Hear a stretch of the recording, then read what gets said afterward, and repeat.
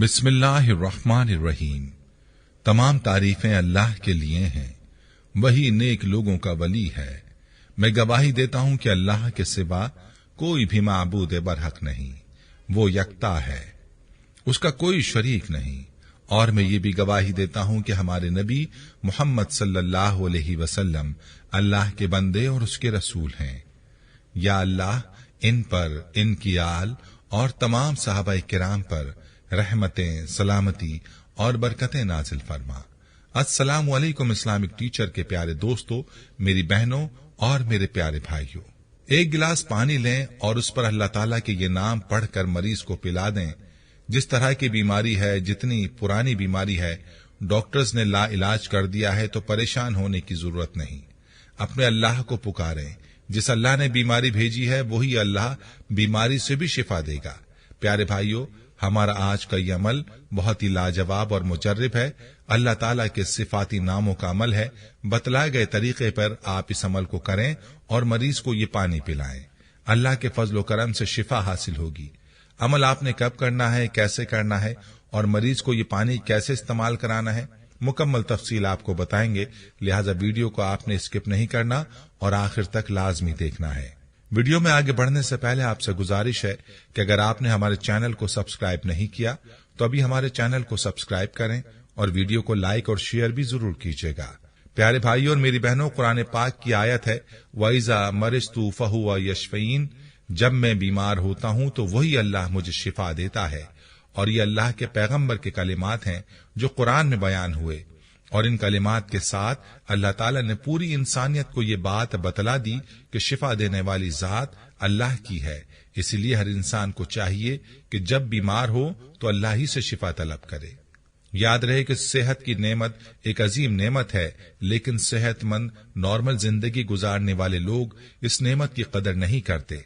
आमतौर पर हम लोग सेहतमंद रहते हैं और शुरू दिन से ही सेहत हमें नसीब होती है, इसलिए हम इसे मामूल की चीज समझते हैं। यह हमें कोई खास बात नहीं लगती। सेहत की इस अजीम नेमत पर हम अपने रब की शुक्रगुजारी करना तो दूर की बात है, इसकी नाशुक्री, नाफरमानी, गफलत और मासियत, हत्ता के सरकशी और बगावत का इर्तिकाब भी मुसलसल करते हैं। ऐसे में रब की रहमत को जोश आता है।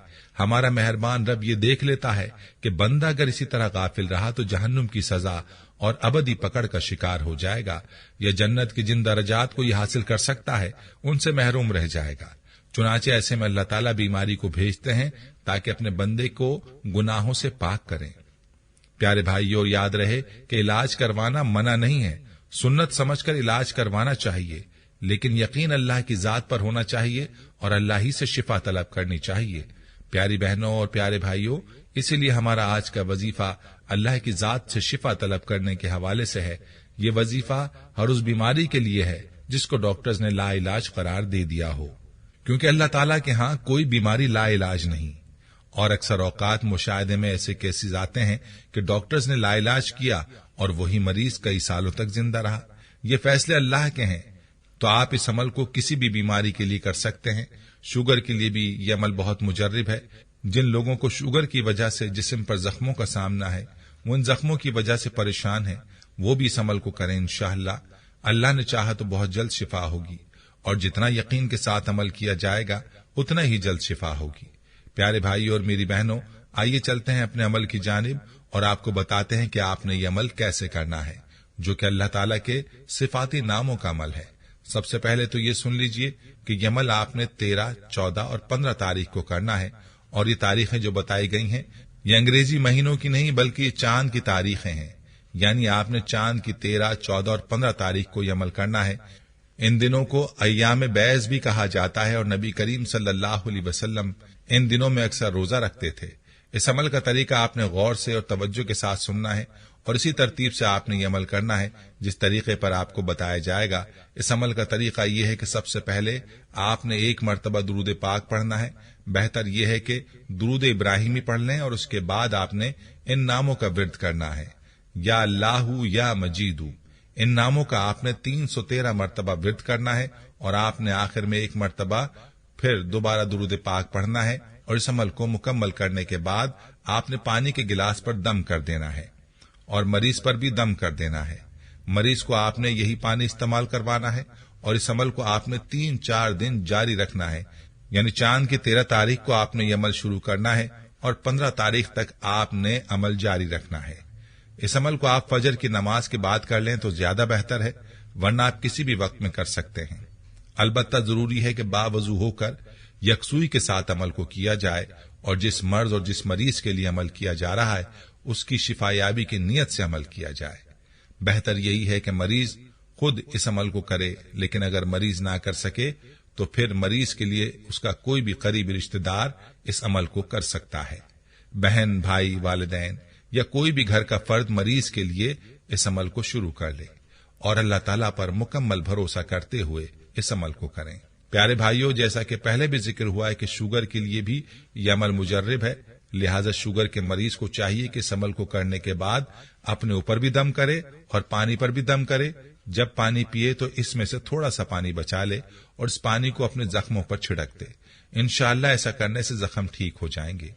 याद रहे कि अल्लाह ताला के नामों में इतनी ताकत है कि चंद ही दिनों में इंशाअल्लाह मरीज को शिफा हासिल होगी, जख्म ठीक हो जाएंगे। जिस भी बीमारी के लिए इस अमल को किया जाएगा उससे अल्लाह के फजल से शिफा हासिल होगी। और पहले भी बता दिया कि मामला सारा यकीनों का है, इसलिए जब भी कोई वजीफा करें या फिर अल्लाह से दुआ मांगे तो जरूरी है कि पूरे यकीन के साथ दुआ मांगी जाए, पूरे यकीन के साथ अमल किया जाए। और दुआओं की कबूलियत के लिए भी ये शर्त है कि नमाज की पाबंदी को यकीनी बनाया जाए, क्योंकि बेनमाजी की दुआएं कबूल नहीं होती और ना उसके हक में दूसरों की दुआएं कबूल होती हैं। प्यारी बहनों और मेरे भाइयों, आप अपनी बीमारी का इलाज करवा करवा कर थक चुके हैं और दम दुरूद भी करवा चुके हैं, लेकिन कोई फायदा नहीं हुआ, तो आप इस अमल को पूरे यकीन के साथ करें, इंशाअल्लाह आपको फायदा होगा। याद रखें, इंसानी जिंदगी तगय्युरात से मुत्तसिफ है। इस हाल में सिर्फ अल्लाह की जात है। इंसान पर कभी खुशी के हालात होते हैं तो कभी परेशानी के, कभी ये सेहत के मजे लेता है तो कभी बीमारी से लाचार होता है, कभी इस पर रिस्क की फरावानी होती है तो कभी रिस्क के लिए परेशान होता है। यानी इंसान की जिंदगी में उतार चढ़ाव आते रहते हैं, कभी वसाइल तो कभी मसाइल।